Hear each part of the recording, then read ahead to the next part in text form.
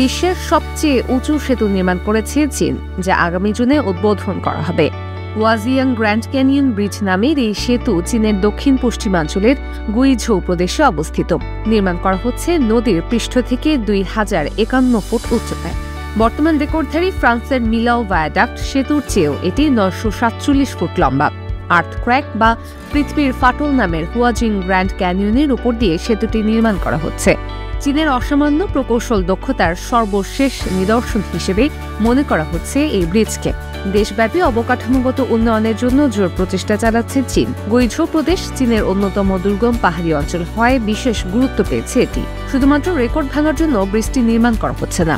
ওয়াজিং grand canyon পারাপার হতে এখন 2 ঘন্টা সময় লাগে। সেতু নির্মাণের পর তা কমে মাত্র 1 মিনিটে নেমে আসবে।